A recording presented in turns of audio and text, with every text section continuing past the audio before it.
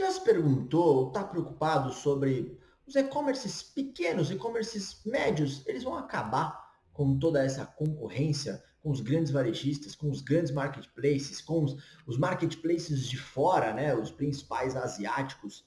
Você já se preocupou com isso? Já refletiu como é que vai ser o futuro dos pequenos e médios e-commerces? Tem espaço para eles? Não tem espaço para eles? E aí?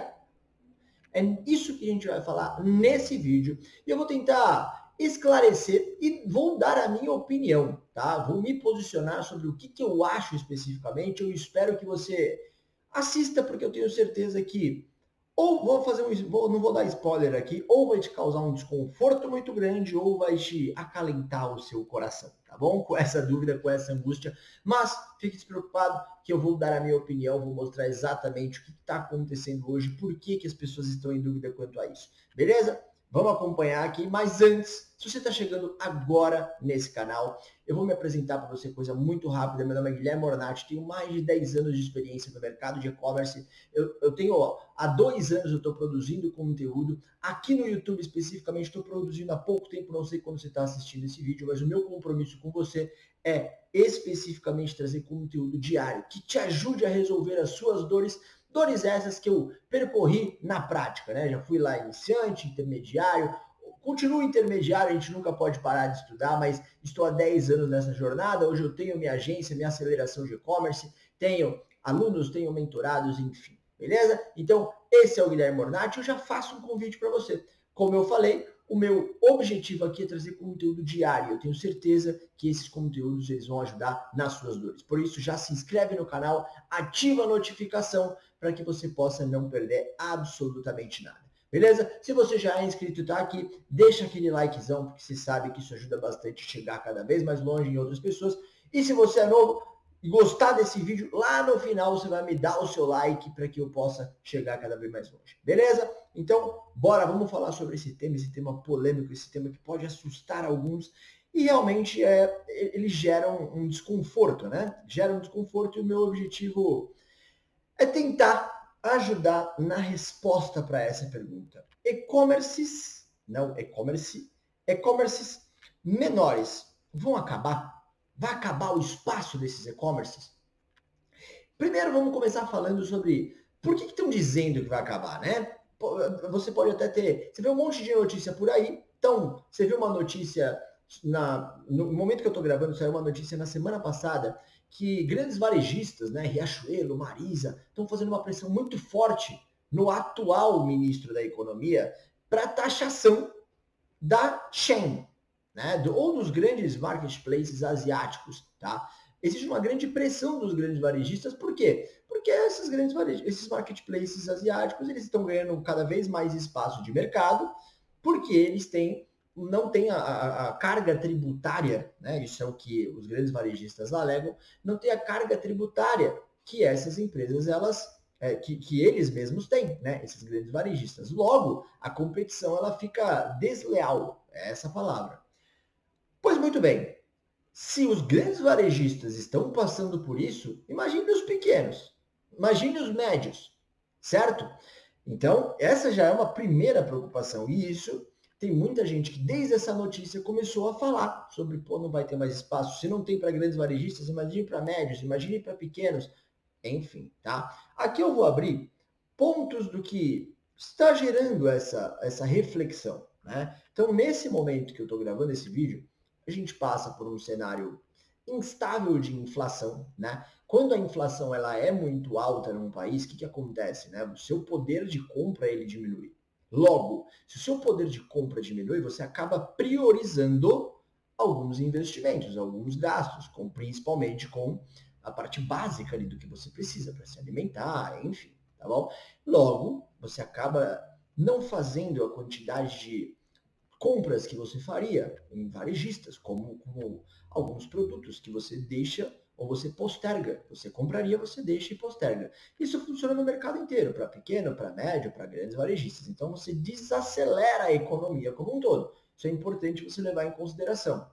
O segundo ponto, alta taxa de juros. Nesse momento que eu estou gravando esse vídeo, a taxa de juros está em 13,75. Eu não quero ser economista aqui, nem é o intuito do vídeo, mas por que isso impacta no seu dia a dia? E você que trabalha com e-commerce, você precisa saber disso.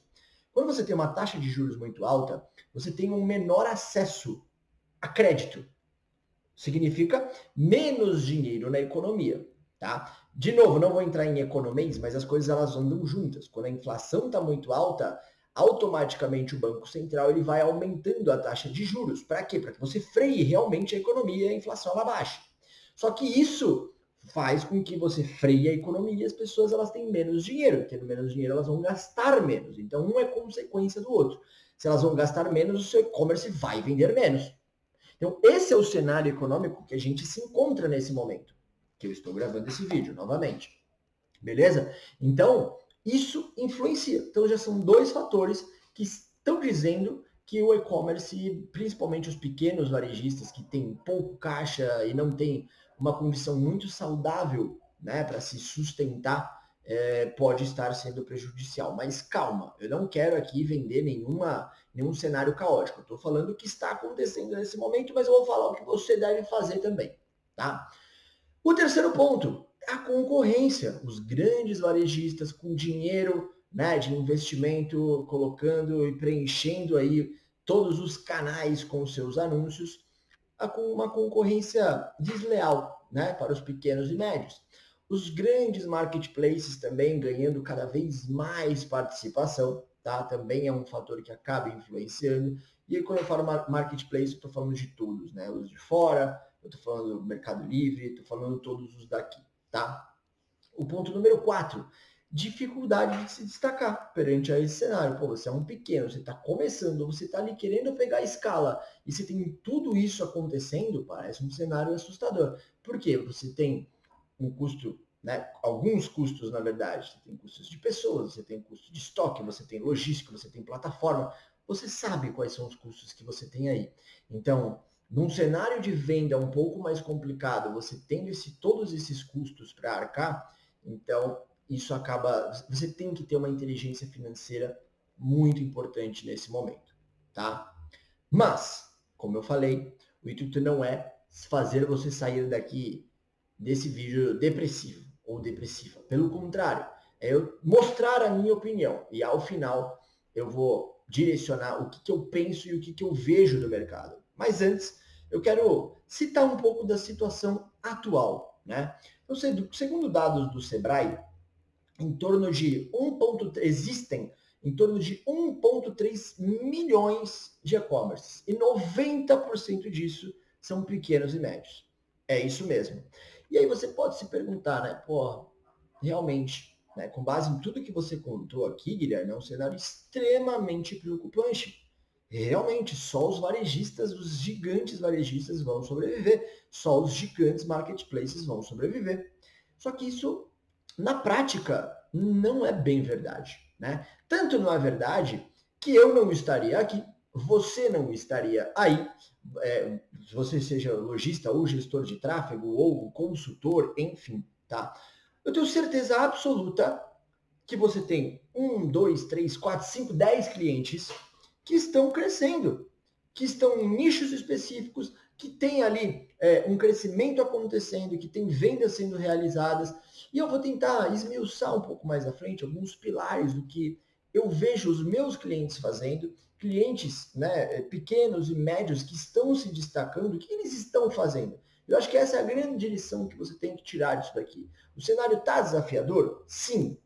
A economia está desafiadora? Sim. A concorrência está crescendo? Sim. Não dá para mentir quanto a isso. Mas existem marcas pequenas, marcas médias que têm ganhado espaço. E é isso que eu vou compartilhar. Complementando aqui a situação atual, portanto, existem mais de 1 milhão de e-commerce, na verdade em torno de 1 milhão de e-commerces pequenos e médios, tá? Eu vou citar aqui alguns casos, alguns deles muito provavelmente você nunca ouviu o nome. Então, não significa que só a Magazine Luiza vai vender, não significa que só a Marisa vai vender, só a Riachuelo vai vender, só no Mercado Livre você vai vender. Não, existem e-commerces nadando sozinhos. Claro que alguns deles já estão tomando alguma proporção nacional, mas que começaram pequenos e médios como Talvez você, talvez o seu cliente. Vou dar um exemplo, depois você procura cada um deles. Basicamente, que é uma empresa que vende camisetas básicas, que eles estão trabalhando muito bem, toda a questão de marca, eles estão ganhando espaço. Nada Básico é uma outra também que trabalha, que é uma concorrente ali direta da Hering, mas nem todo mundo conhece. Miolo é uma empresa que tá no mercado de vinhos, né? Vinhos nacionais, é um e-commerce que tem tomado também a sua proporção e está competindo no mercado super difícil. Casa Quintal, etc e tal, também é uma outra empresa que trabalha, nem todo mundo deve conhecer que está assistindo, mas é uma outra empresa que também está tomando seu espaço. Eu poderia ficar aqui 2 horas citando casos de empresas pequenas e médias que estão tomando proporção, que estão conseguindo fazer as suas vendas. É isso que eu quero trazer. Então, eu mostrei para você um cenário desafiador e agora eu estou mostrando que existem empresas que estão trilhando o seu caminho. E por que especificamente agora eu quero começar a trazer insights para você do que eu vejo que está acontecendo com essas empresas, com os meus clientes que estão se dando bem, inclusive, e o que você deve anotar aí para que você possa começar a trilhar também esse caminho, né? Primeiro, eu quero colocar sobre os benefícios de você comprar, né, da pessoa que está, do consumidor, olhando pelo lado do consumidor, quais são os benefícios de você comprar num e-commerce pequeno ou médio ou de você comprar num grande varejista? Quais são os benefícios? Por que você, consumidor, se colocando no papel de consumidor agora, por que você compraria? E por que você, lojista, se tem que se agarrar a isso? Vamos lá, vamos mostrar quais são os pontos que eu observo aqui. Primeiro deles, a personalização. É isso mesmo. Você tem um portfólio, uma possibilidade num varejista menor de você ter um portfólio muito mais personalizado, muitas vezes até artesanal, coisas que você não vai encontrar num grande varejista, que muitas vezes, na maior parte deles, vão trabalhar ali em alta escala, tá? Esse é o primeiro ponto. Segundo, maior relacionamento. E para mim, esse é um dos principais pontos, eu não vou dar spoiler, mas que você tem que se apegar no que fazer e no futuro, tá? Maior relacionamento, uma maior proximidade. Os grandes varejistas, eles têm milhões de consumidores. Logo, o atendimento, os pontos de contato, até esse momento que eu estou gravando, eles são também em escala. Então, médios, é muito disso que eu faço aqui com os meus clientes. A gente tem, inclusive, na feature do nosso produto, da nossa aceleração, todo um treinamento de vendas e atendimento para que essas marcas elas possam criar essa conexão, inclusive no contato um a um. Isso é um dos principais pontos que você pode tirar como vantagem em comparação a esses grandes varejistas. O terceiro ponto, produtos exclusivos. Como eu falei lá, um serviço artesanal, um produto artesanal, ele é um produto exclusivo. Produtos que, se você conseguir agregar valor na sua comunicação, você vai ter um grande diferencial, porque você não vai encontrar isso em grandes varejistas. E por fim, né, flexibilização de preços e negociações. Eu falei sobre o produto que a gente tem aqui, que a gente treina e-commerces a fazerem a implantação de um CRM, de atendimento e tudo mais. Dentro de uma negociação 1 a 1, você consegue ter esse tipo de diferenciação. Você consegue chegar em preços diferentes, negociações diferentes, em brindes diferentes, tudo com base em treinamento. Agora, num grande varejista, é muito difícil você conseguir isso, pensando no lado do consumidor, tá? Então, esses são os pontos que eu vejo que para o consumidor é mais vantagem. Isso acontece. É por isso que existem e-commerces que crescem, que crescem. E agora eu quero começar a compartilhar de tudo que eu observo do mercado, do que eu olho para dentro da minha base, o que os que estão vencendo, né? O que eles estão fazendo? E é isso que eu quero compartilhar com você, tá? Para tentar diminuir aí um pouquinho da sua angústia. Eu até coloquei aqui ponto zero, tá? É você ter uma estratégia. Quem não é visto não é lembrado. Cada vez mais você vai ter que se profissionalizar. Esquece aquele negócio de ficar só com o seu Instagram postando conteúdo dia sim, 2 meses, dia não, né? Não dá mais. Você vai ter que ter uma estratégia de marketing digital profissional, seja você começando sozinho, estudando, não tem problema. O mais importante é você fazer o seu melhor na condição que você tem e entender que o canal digital ele é escala e não mais apenas um capricho. Quem não estiver, infelizmente, aí sim tem os seus dias contados, tá? Infelizmente. Por isso que eu coloco aqui, estratégia de marketing digital profissional. Ponto número 2, e aí aqui eu pego até o exemplo da Basicamente, tem uma outra marca que é a Inside, que também é de camisetas. Pô, eles conseguiram fazer algumas diferenciações e trabalhar muito marca, trabalhar muito branding, trabalhar muito comunidade, pegar ali na questão de produtividade, pegar esse nicho, sabe? Eu vou até falar do 1 e do 2 junto aqui. Quando você transforma o que era só uma camiseta básica, pô, uma camiseta preta, uma camiseta básica, uma camiseta branca, uma camiseta... Você não vende uma camiseta preta. Você vende a praticidade. Você vende a alta performance. Percebe que você começa a construir uma comunidade. Você começa a unir pessoas que têm princípios, que têm valores muito parecidos. Então, o que eu vejo? Que marcas que estão ali, pequenas e médias, estão conseguindo se destacar, elas já viram isso, já estão construindo desde o começo um posicionamento muito forte, uma marca muito forte. Eu vou até citar um exemplo de uma marca, eu esqueci o nome dela agora, mas tem um vídeo no meu canal que eu esmiuço os anúncios dela. Eles vendem, sem brincadeira nenhuma, um serviço de entrega de papel higiênico. Só que o que eles pegaram? Qual que é a diferenciação deles? Qual a comunidade que eles estão construindo? Muito em cima da ideia da sustentabilidade.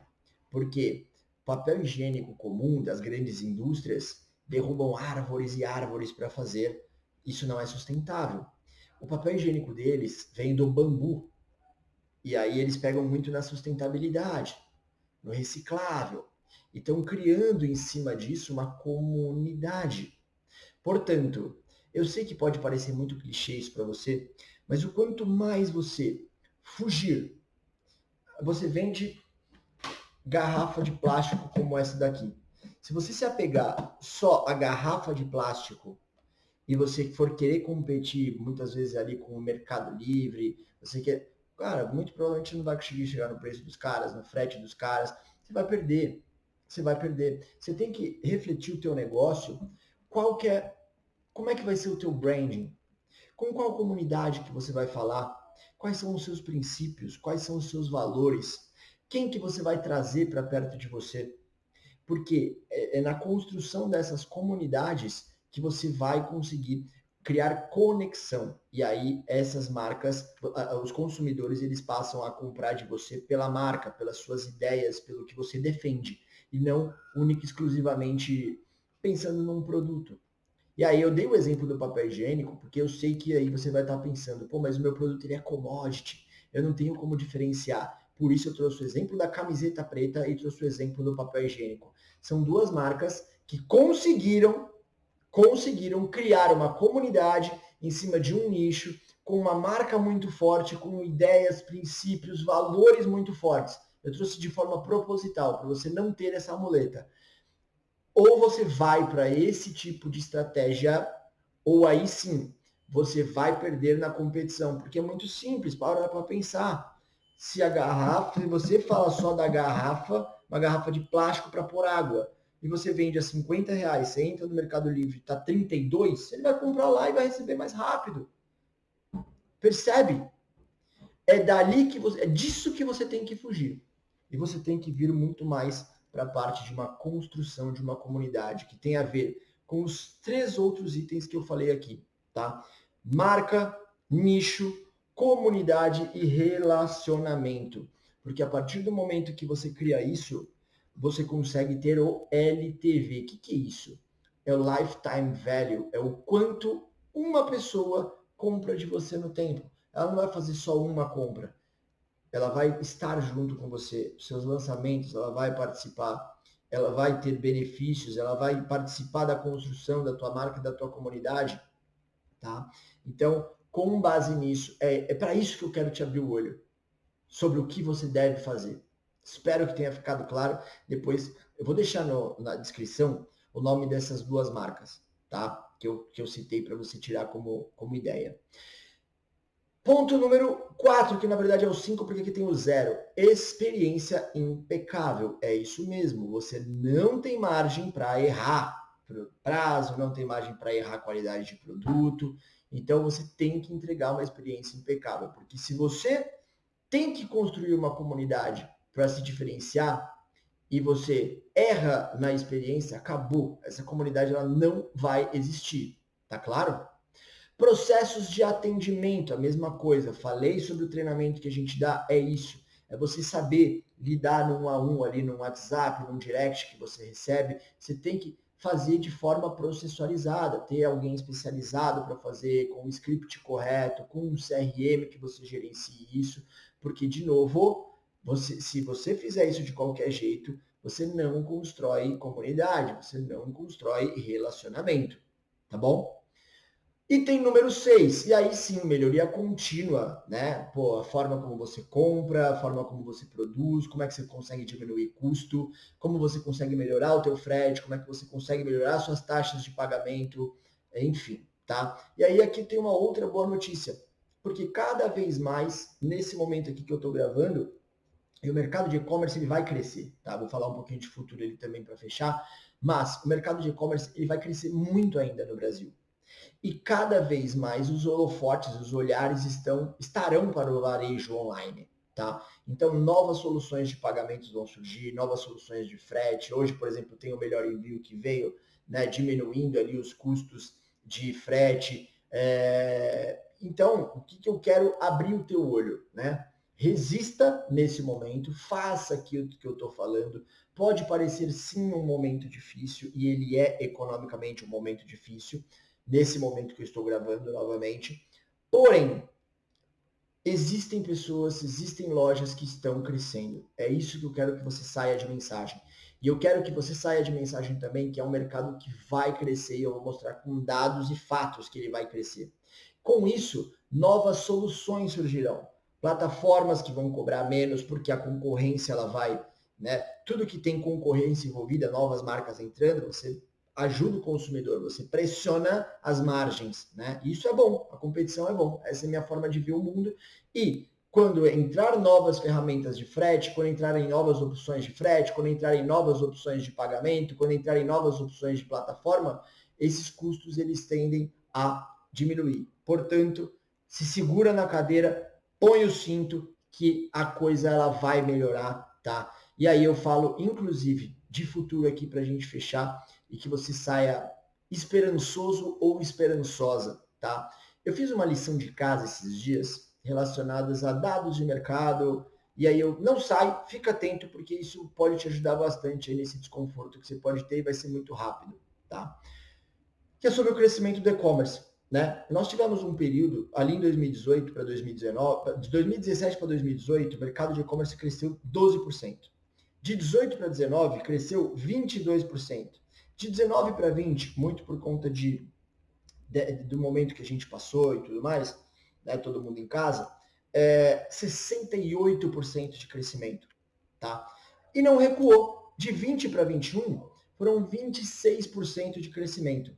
De 21 para 22, cresceu menos, mas cresceu 2%. Tem fator econômico, mas também as pessoas elas voltaram, né? As lojas físicas reabriram e tudo mais. O crescimento aconteceu, mas num menor, né? numa retomada do comércio, mas aí a gente já está num cenário de taxa de juros mais alta, inflação e tudo mais, tá? Mas assim, o que eu quero dividir com você? São mais duas coisas para a gente fechar. A projeção para 2023, que é quando eu gravo esse vídeo, é de um crescimento de 10%. E de até 2025, crescer de 12% a 15%. Tá? E aí, dois pontos. Existe ainda, nós todos estamos numa bolha.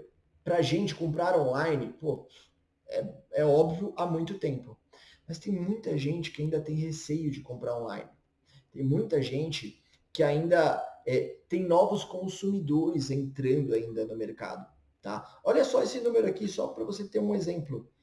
De 2009 para 2020, houve um crescimento de consumidores online, novas pessoas comprando online, de 84 milhões de número de consumidores.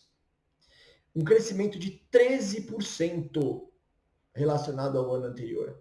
Então, novas pessoas estão entrando no e-commerce para comprar. Esse é um mercado que vai crescer, por mais que nós vivemos numa bolha, parece que já está saturadaço, não tá. E para fechar, eu te dou um dado. Aqui é um comparativo entre varejo, então pega o total do varejo, total de compras efetuadas no varejo, a relação entre varejo físico e varejo online, ou seja, loja física e e-commerce. Na China, a média, a relação entre compras no e-commerce e na loja física, a média é de 30% de todas as compras do varejo são no online. Em 2021, bateu 51% de todas as compras são no online. E no Brasil? Como é que é essa taxa? Apenas 11,6% de todas as compras que se efetuam no varejo, apenas 11,6% são online. Ou seja, vou até olhar aqui para você. Ainda tem muito espaço de crescimento. O mercado vai crescer. O número de consumidores online vão crescer. Então, há uma boa perspectiva. Estamos num momento desafiador. Você tem que fazer a sua lição de casa e se segurar na cadeira.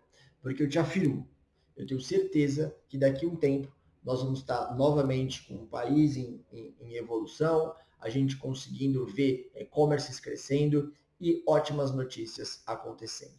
Beleza? Então, essa é a minha posição. Eu tenho uma visão muito otimista, por mais que eu citei algumas vezes que o cenário é sim desafiador. Mas se você fizer a lição de casa, eu tenho certeza absoluta que você vai crescer. Certo? Espero de verdade que esse vídeo ele tenha sido esclarecedor. Qualquer dúvida, pode colocar aqui no comentário para que a gente possa trocar uma ideia por ali.